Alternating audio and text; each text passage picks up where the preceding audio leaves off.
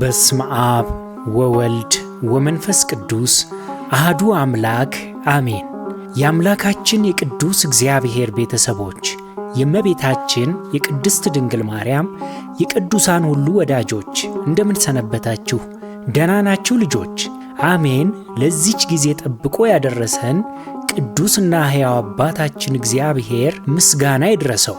ባለፈው በክፍል 51 መንፈሳዊ ትምህርታችን አንደበትና ተግባር ሲስማሙ ፍቅር ይፈጸማል በሚል ርዕስ መማማራችን ይታወሳል። በዚህም አንደበት ፍቅርን ሲገልጥ፣ እጅ ደግሞ ይፈጽማል። በዚህ ክፍል ታዲያ ፍቅራችን እንዳይፈጸም ፍጹም ሆኖ በእግዚአብሔር ፊት በረከትን እንዳያሰጠን ጎታች የሆኑ መሰናክሎች ምንድናቸው ስንል የመጀመሪያው የፈሪሳዊ ወይንም የአንደበት ብቻ ከልብ ያልሆነ ፍቅር ሲሆን የራስን ጥቅም ያማከለ እንዲሁም አመፀኛ ሕይወትን የምንመራ ከሆነ ፍቅራችን ፍጹም ሊሆን አይችልም። እንዲሁም ደግሞ ፍቅር አያደላምና አድሏዊ ፍቅር የምናደርግ ከሆነ ፍቅራችን በእግዚአብሔር ፊት በረከትን አያመጣም። በልባችን ውስጥ ያለ ጥላቻና ይቅር አለማለት በራሱ ፍቅራችን ፍጹም ሆኖ በእግዚአብሔር ፊት እንዳይታይ እንደሚያደርገው ተመልክተናል። በዛሬው መርሃ ግብራችን ደግሞ ሰባሪ ወይስ ጠጋኝ አንደበት አለን በሚል ርዕስ የምንማማር ይሆናል። አምላካችን ቅዱስና ሕያው እግዚአብሔር ያስተምረን። ከአንደበታችን የሚወጣ ንግግር ልክ የሚዘራ ዘርን ይመስላል። ንግግራችን ከቆይታ በኋላ የሰው ልብ ውስጥ ስር ሰዶ መብቀል ይጀምራል። የተዘራው ዘር በቅሎ ማደግ ሲጀምር ወደ ሕይወት የሚመራ ተስፋን የሚያለመልም ወይንም ደግሞ የሰውን ልብ እንደ ወረንጦ ወግቶ የሚያደማ ወይንም የሚያሳዝን ነገን የሚያጨልም አፍራሽም ሊሆን ይችላል። ከአንደበታችን የሚወጣው እያንዳንዱ ቃል ታዲያ የመገንባት ወይም የማፍረስ፣ የመፈወስ ወይም የማቁሰል ኃይል አለበትና በማስተዋል እንናገር። ጌታችን መድኃኒታችን ኢየሱስ ክርስቶስ የሰውን ንግግር ከልቡ ሞልቶ ከተረፈው እንደሚወጣና አንደበት የልብ መስታወት መሆኑን ገልጦ ነግሮናል። የማቴዎስ ወንጌል ምዕራፍ 12 ቁጥር 34 ላይ እንዲህ ይላል፣ በልብ ሞልቶ ከተረፈው አፍ ይናገራልና እንዳለ በልባችን ያለው ብርሃን ወይስ ጨለማ፣ ቅን ወይስ ጠማማ፣ ፍቅር ወይስ ጥላቻ፣ ትዕቢት ወይስ ትሕትና፣ በጥልቁ ልባችን የተቀበረውን እውነት አንደበታችን ይገልጠዋል። ይህንን መነሻ አድርገን በልባችን ዙፋን ላይ የነገሰው ማን ነው ቢባል መልሱ አንደበትን አይቶ በቀላሉ መመለስ ይቻላል። መንፈስ ቅዱስ ወይስ መንፈስ ርኩስ? በእርግጥም በጥላቻ ቂም፣ በቀል፣ በሚከረፉ ሐሳቦች የታጨቀ ልብ የይቅርታና የምሕረት መስኮትን ከፍቶ ማናፈስ ይገባል። በተዘጋ ጨለማ ክፍል ውስጥ የእግዚአብሔር መንፈስ ቅዱስ ፈጽሞ ሊኖር አይችልም። እንደ እውነቱ ልባችን የክርስቶስ ዙፋን ከሆነ እንዲህ ያለ የቆሸሸ ዙፋን ለጌታችን የሚመጥን አይደለምና ፈጽሞ ልናጸዳው ይገባል። የሚያሳዝነው ግን እንዲህ ያለ ልብ ያለን ሰዎች የድፍረታችን ድፍረት ይህንን የክብር ጌታ በዚህ ዙፋን ላይ ነግሶ እንዲቀመጥ መጋበዛችን ነው።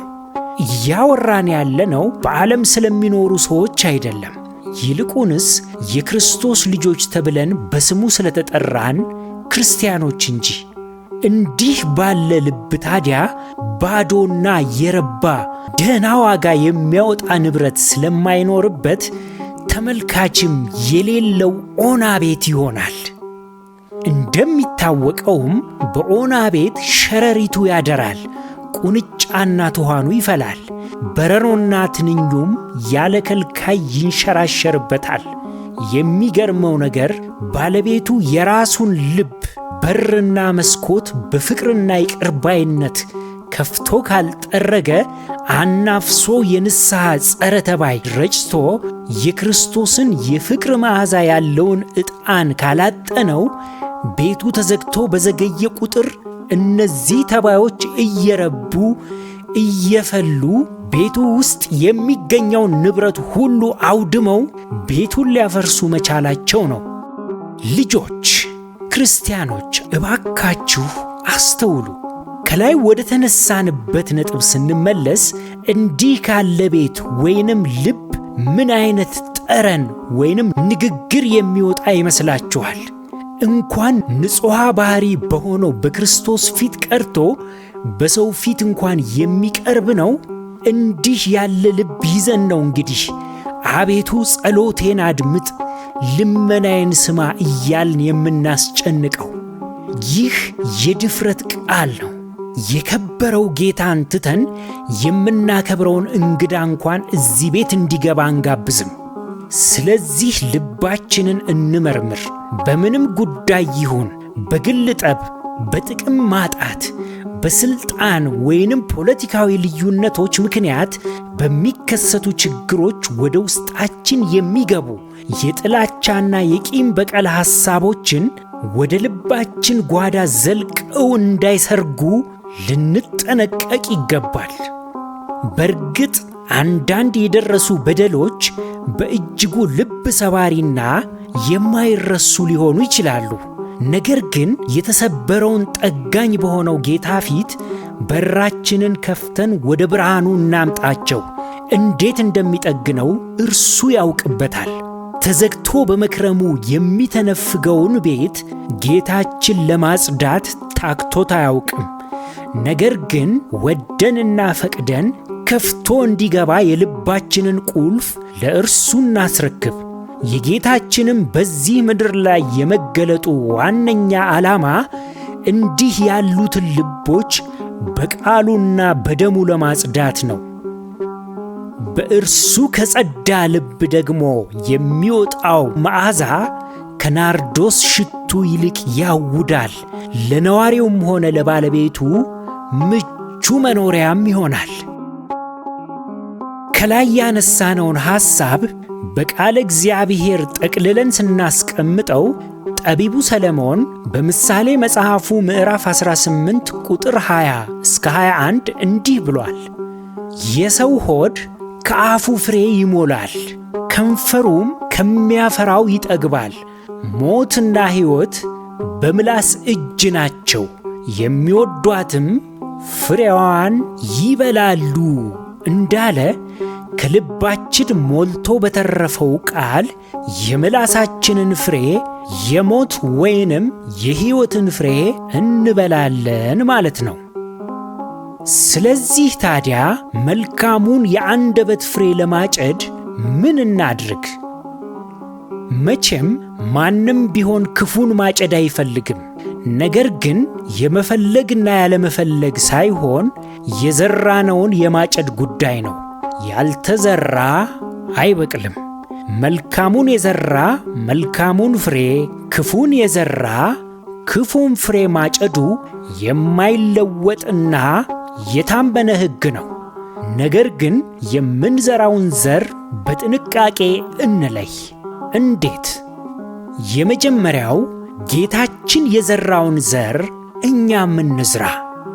ጌታችን እንመስለው ዘንድ ይወዳል፣ ፈለጉንም እንከተል ዘንድ አዞናል።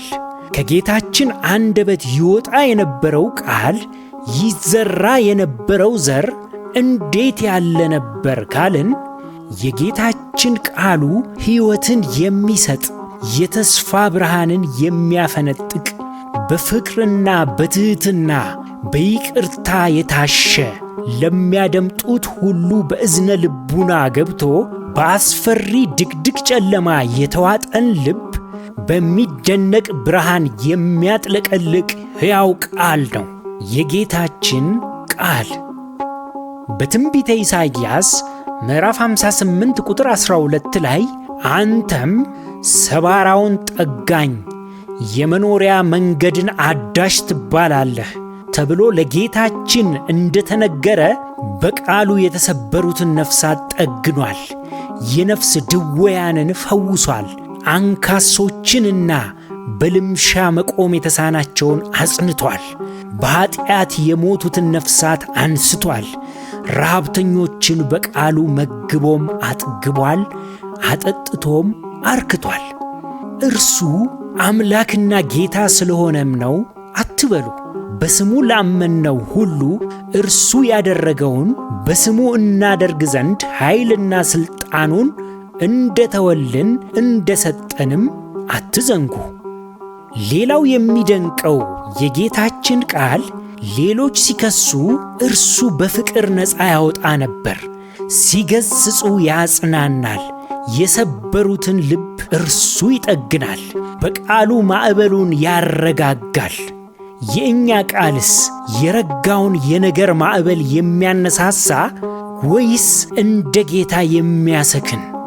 የጌታችንን ፋና አራያነት መከተል ማለት እንደ ክርስቲያን ከእርሱ የተማርነውን የሕይወት ቃል በፍቅርና በእውነት ሆነን ማንጸባረቅ ነው። ሁለተኛው መልካሙን የአንደበት ፍሬ ለማጨድ ምን እናድርግ ስንል ሰባሪ ሳይሆን ጠጋኝ ቃል ከአንደበታችን ይውጣ።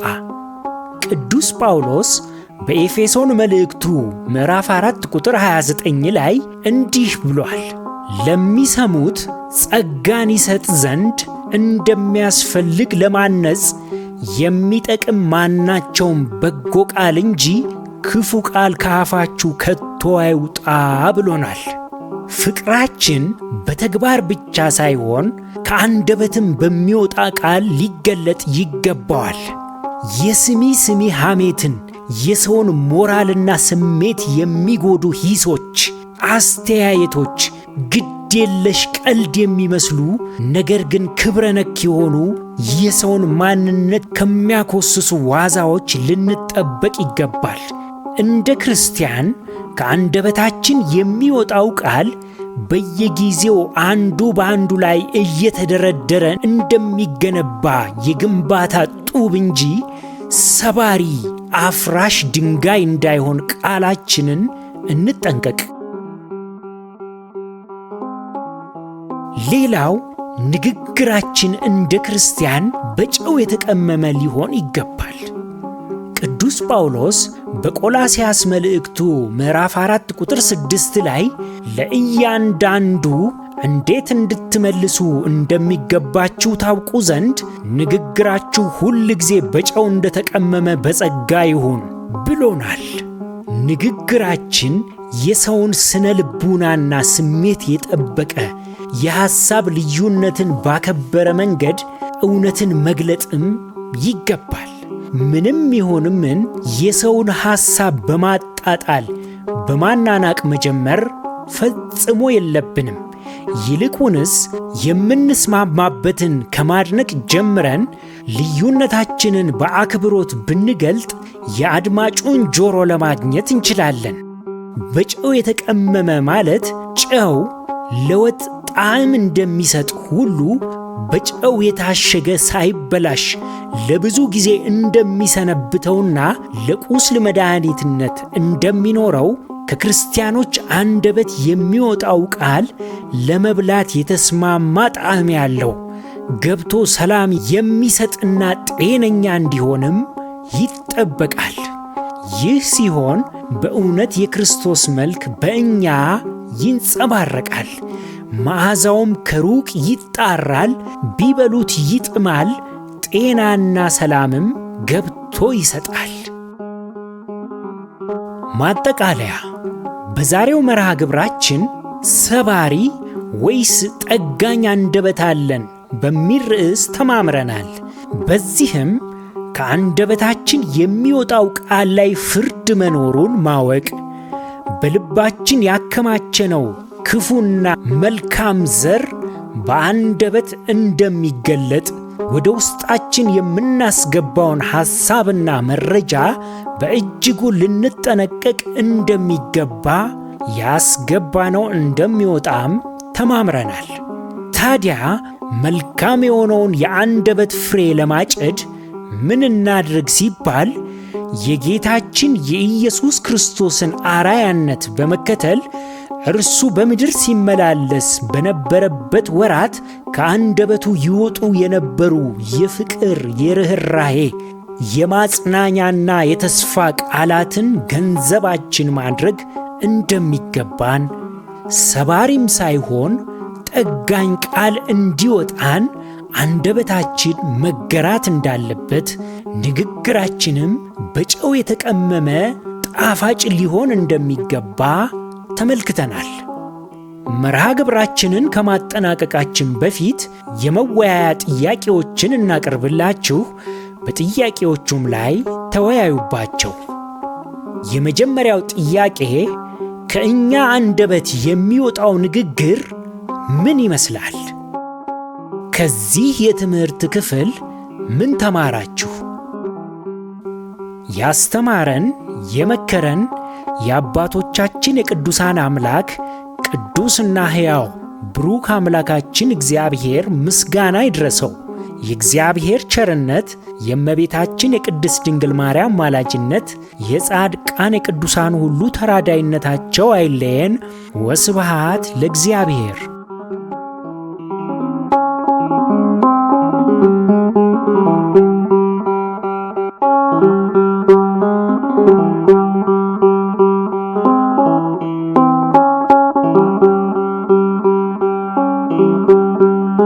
Thank you.